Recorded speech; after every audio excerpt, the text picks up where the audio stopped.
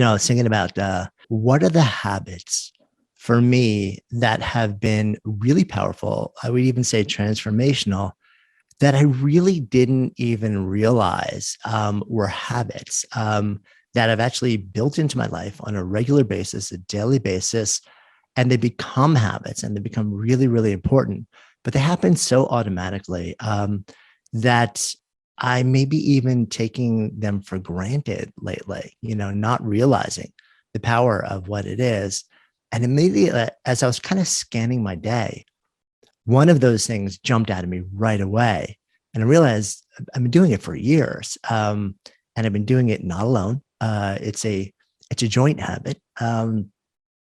And I miss it. Like my day starts differently when I don't do it. And this is going to be the softer side of me. I call this habit the morning hug. And what I start to realize over the years, so incredibly blessed. I have been together with my wife for 30 years. We celebrated our 25th anniversary this year, actually, just in the middle of the summer. And we're partners in life. We're partners in parenting. We're partners in business. And we have been partners in business in various different ways. Even when she had a big job in the restaurant industry in New York, I was always sort of like working with them as a group and with her in particular. And now we've been in business together for about a decade or so. And at some point, we both started to realize that, when literally we are together 24/7, except when we're traveling. And we're trying to build a life together and we're trying to build a number of businesses together. When you're building a business, in particular, when you're an entrepreneur, and when you're both working on the same businesses and you handle different parts of it, and when you each rely on each other to help out, like, on a regular basis and to share insights, and it can take over your life pretty quickly. So whether it's that, which for us is sort of like our second child, is our businesses, whether it's parenting, whether it's taking care of an animal or an older member of the family or some other substantial contribution, if you're in it with somebody that is your partner in life as well, you start to realize that it's really easy to open your eyes in the morning and just immediately go right into that thing that you are co-doing together. So like we would start to get up in the morning, and I generally get up pretty early. So I'm downstairs, I'm having a cup of coffee, either reading or doing a little bit of work or writing. And Stephanie would come down and fairly quickly, like start into, well, like there's this thing happening. Or the second she would come into the room, because I've been up and working for a while already, I had so much stuff that I just wanted to bounce off of her and be like, hey, what did blah, blah, blah, blah, blah, blah. And we started to realize that we were creating a dynamic that wasn't just honoring the sacred nature of our relationship first and foremost, before we stepped into anything else that we were doing or creating beyond the container of our relationship or shared love. We wanted to start the day by honoring that. So I started basically saying, okay, so let's start out the morning. I still get up early. I still generally knock out a bunch of work fairly early on. And then when she comes down, we generally start out with an extended morning hug. This is my morning hug habit. I started realizing that we do it pretty much every morning now. And she'll, like walk in, often grab a cup of coffee, put it down, and then we will just kind of fall into each other's arms for a solid minute. Just eyes closed, feeling each other's breath, breathing, sensing, holding, feeling the touch, feeling her heartbeat, and just being there. And it's this really simple gesture, right? It seems almost inconsequential. It's a minute out of our days at the most, but it's also really powerful.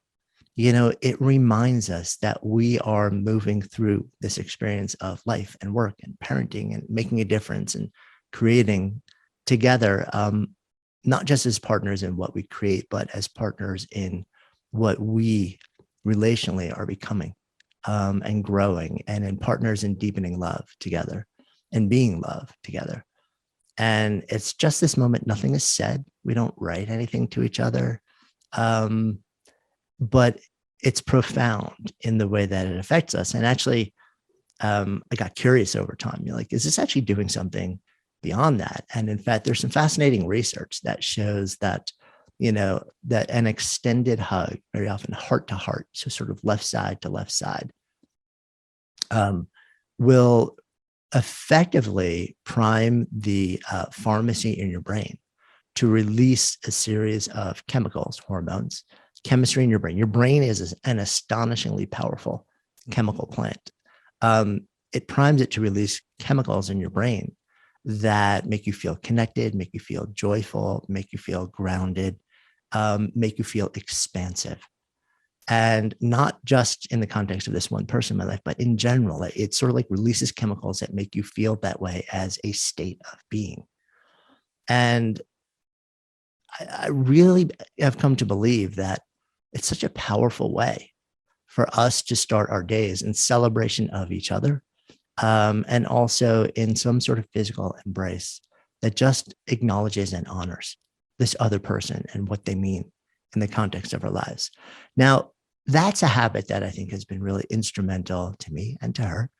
But I also want to broaden that out a bit, right? Because you may be thinking, well, okay, cool. So you've been with someone for 30 years, married for 25, you've got that person, but what if you don't have a long-term partner? What if you don't have access to this nature of relationship? What if you're not living together? What if you're separated at a particular amount of time? Or, what if you work alternate shifts where one person literally is asleep when the next person comes home? How do you do something like this? And what I would invite you to do is think about the context of your life and say, like who is in my life? And if not on a like every morning basis, on a every few days basis, on a once a week basis. Is it a friend? Is it a parent? Is it somebody who's just sort of like local to you? Is it a mentor or a guide? Is it somebody where there's an appropriate reason for you to just be able to have like a beautiful, regular hug with them without implying or intending anything else, making the intentions crystal clear, that this is just us sharing space together and our humanity together.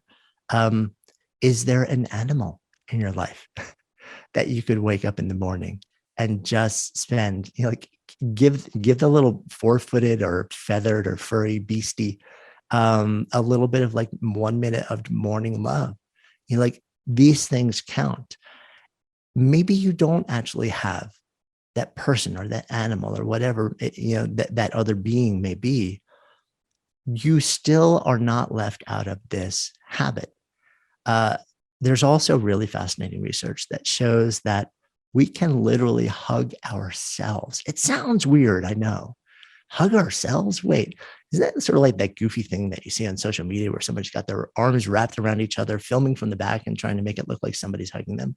Well, yes, and we can actually hug ourselves.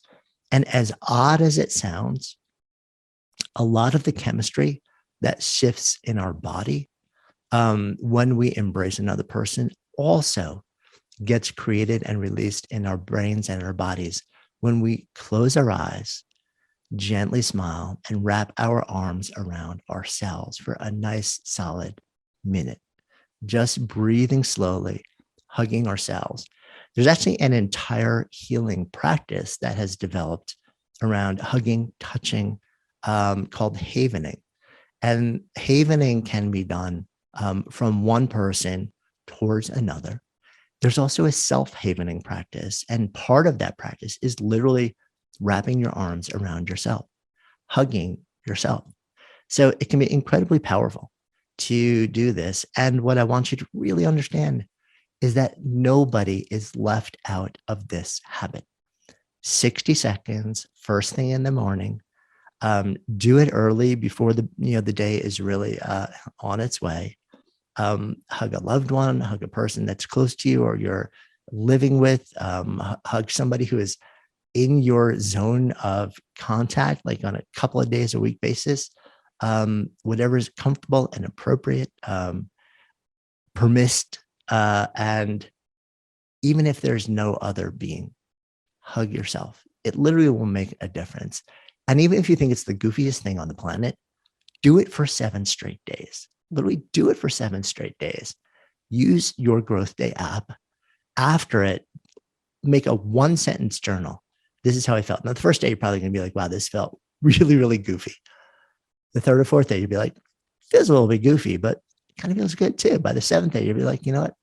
I kind of like this. And it's bringing me back to a centered place as I start my day and making me feel expansive and comfortable and easeful.